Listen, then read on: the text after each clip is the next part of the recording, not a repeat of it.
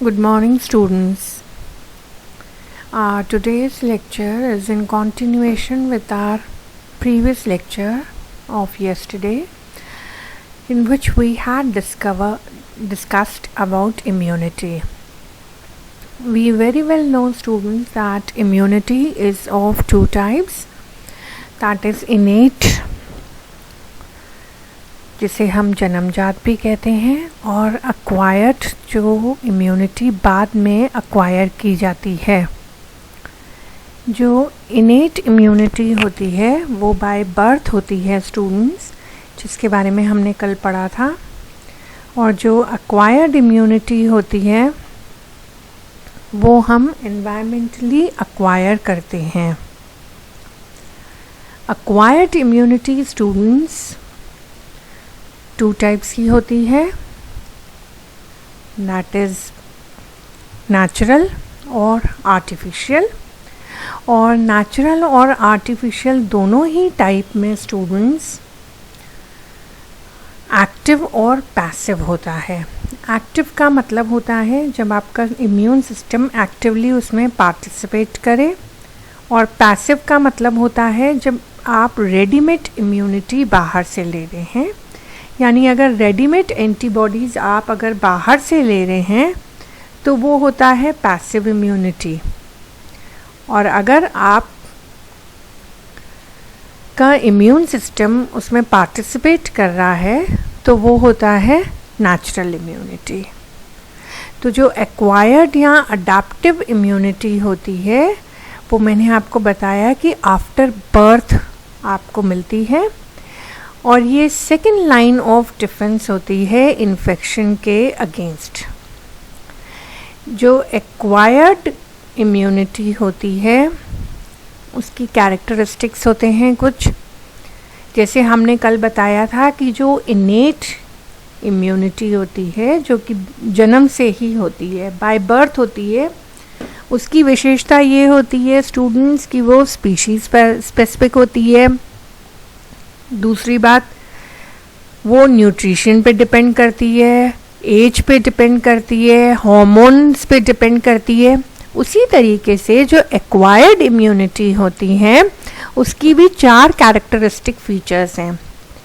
पहला कैरेक्टर होता है कि वो एंटीजन स्पेसिफिक होती है। एक विशिष्ट एंटीजन के लिए इम्यून तंत्र द्वारा एक विशिष्ट एंटीबॉडी ही स्रावित की जाएगी।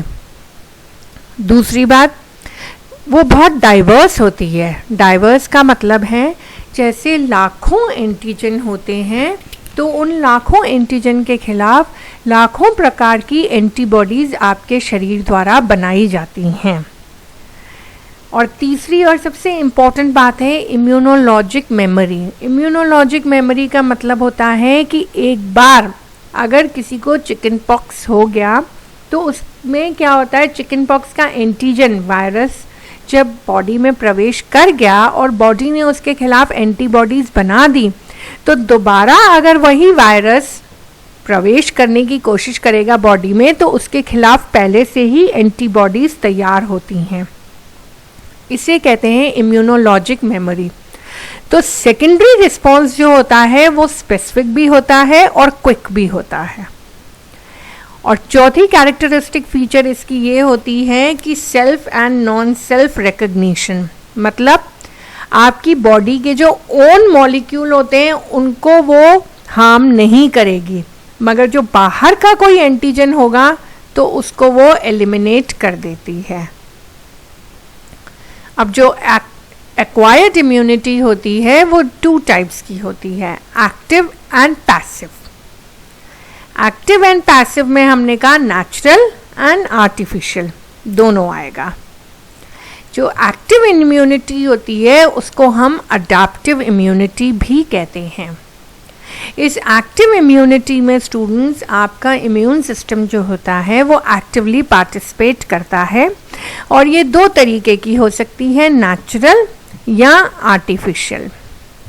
जो पैसिव इम्यूनिटी होती है उसमें हम ये कहते हैं कि रेडीमेड एंटीबॉडीज़ जो हैं वो बॉडी में डाली जाती हैं। जैसे स्नेक बाइट के बाद, अगर किसी को स्नेक बाइट कर जाता है तो उसमें क्या होता है, आपका इम्यून सिस्टम एंटीबॉडीज नहीं बना रहा है, आप रेडीमेड एंटीबॉडीज उसमें डालते हैं।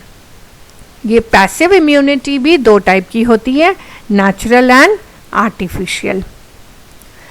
दोनों में डिफरेंस क्या होता है एक्टिव इम्यूनिटी और पैसिव इम्यूनिटी में? एक्टिव इम्यूनिटी में इम्यून सिस्टम एक्टिवली पार्टिसिपेट करता है, जबकि पैसिव इम्यूनिटी में इम्यून सिस्टम का कोई रोल नहीं होता। एक्टिव इम्यूनिटी में जब भी कोई इन्फेक्शन होता है, एंटीजन जब भी बॉडी में प्रवेश करता है तो इम्यून सिस्टम एक्टिवेट हो जाता है। एक्टिव इम्यूनिटी लॉन्ग लास्टिंग होती है क्योंकि उसमें मेमोरी होती है। मेमोरी मैंने आपको अभी समझाया था कि एक बार अगर एक एंटीजन उसमें प्रवेश कर गया तो अगर वो दोबारा कोशिश करेगा कि आपके शरीर में रोग उत्पन्न हो तो उसके खिलाफ पहले से ही एंटीबॉडीज होंगे। पैसिव इम्यूनिटी शॉर्ट टर्म होती है और वो लेस इफेक्टिव होती है। एक्टिव इम्यूनिटी को थोड़ा सा टाइम चाहिए होता है एक्टिव होने में, क्योंकि बॉडी जब तक एंटीजन को पहचाने और उसके खिलाफ बी सेल्स एक्टिवेट होकर एंटीबॉडीज बनाए तो थोड़ा सा टाइम चाहिए होता है, जिसको हम कहते हैं लैग पीरियड। जबकि पैसिव इम्यूनिटी में तुरंत ही इफेक्ट हो जाता है क्योंकि रेडीमेड एंटीबॉडीज बॉडी में डाली जाती हैं। एक्टिव इम्यूनिटी मेमोरी बेस्ड होती है, जबकि पैसिव इम्यूनिटी में कोई मेमोरी नहीं होती है। एक्टिव इम्यूनिटी को फिर से एक्टिवेट करने के लिए बूस्टर डोज भी दिया जाता है। पैसिव इम्यूनिटी में सब्सिक्वेंट डोज नहीं दिया जाता है। और active immunity immuno deficient persons में काम नहीं करती है, जिनका इम्यून सिस्टम रोगग्रस्त है, इम्यून सिस्टम नॉर्मल नहीं है, उनमें एक्टिव इम्यूनिटी काम नहीं करती है। वहाँ पे पैसिव इम्यूनिटी ही कारगर होती है क्योंकि रेडीमेड एंटीबॉडीज दी जाती हैं। अब जो एक्टिव इम्यूनिटी है हमने बताया ये दो तरह की है, natural and artificial. Natural immunity क्या होती है? नेचुरल एक्टिव इम्यूनिटी, आपको कोई भी इन्फेक्शन लग जाए, किसी भी माइक्रोब के कांटेक्ट में आए और आपका इम्यून सिस्टम एक्टिवेट हो जाए, ये लॉन्ग लास्टिंग होती है। और इसका एग्जाम्पल हमने बताया जैसे चिकन पॉक्स का वायरस अगर आपके शरीर में नेचुरली प्रवेश कर रहा है तो that is known as natural active immunity, और आपका इम्यून सिस्टम उसके अगेंस्ट एंटीबॉडीज बना रहा है।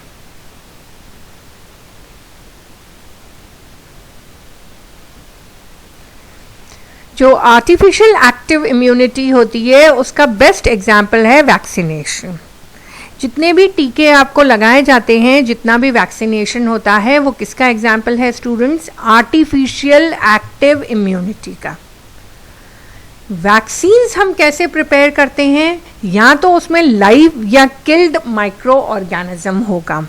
अगर लाइव माइक्रो ऑर्गेनिज्म होगा तो उसको हम इस तरीके से मॉडिफाई करते हैं कि वो आपके शरीर में जाके रोग नहीं उत्पन्न करे, केवल एंटीबॉडीज बनने को प्रेरित करे।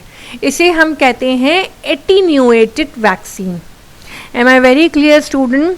यहाँ तो किल्ड पैथोजन आपकी बॉडी में टीके के रूप में डाला जाएगा, और अगर लाइव डाला जा रहा है तो उस लाइव को इस तरीके से चेंज किया जाता है कि वो आपकी बॉडी में रोग उत्पन्न ना करे, केवल एंटीबॉडीज का बनना प्रेरित करे।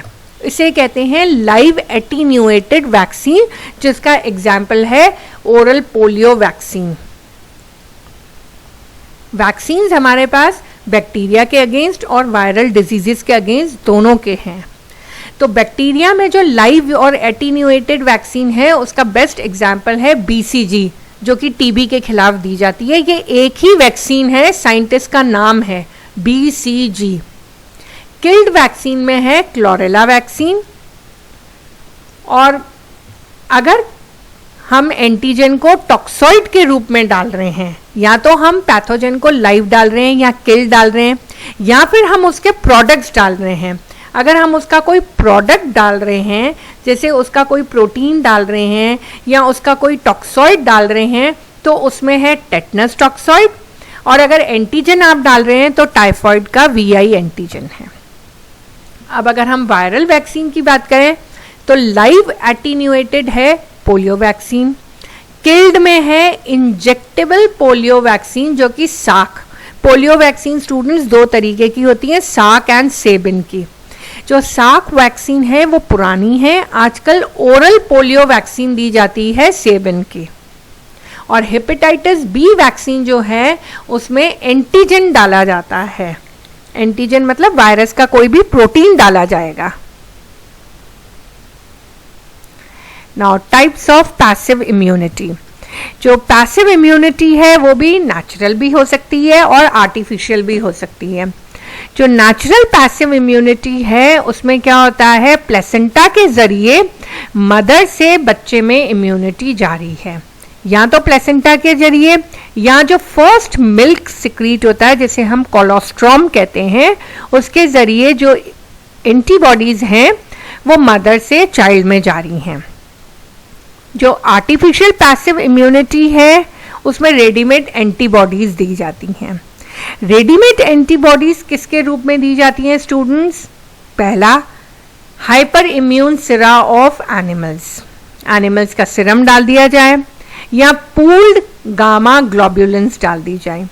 तो ये जो रेडीमेड एंटीबॉडीज हैं ये दो तरीके से डाली जाती हैं, या तो सिरा डाल दिया जाए, सिरम डाल दिया जाए, या गामा ग्लोब्युलेंस डाल दिए जाए। अब कंबाइंड इम्यूनाइजेशन क्या होता है? जब भी आप एक्टिव और पैसिव दोनों मेथड्स को यूज कर रहे हैं इम्यूनिटी बनाने के लिए तो उसको कहते हैं कंबाइंड इम्यूनाइजेशन। कंबाइंड इम्यूनाइजेशन तब दिया जाता है जब किसी भी पर्सन का इम्यून सिस्टम इम्यूनो डेफिशिएंट हो।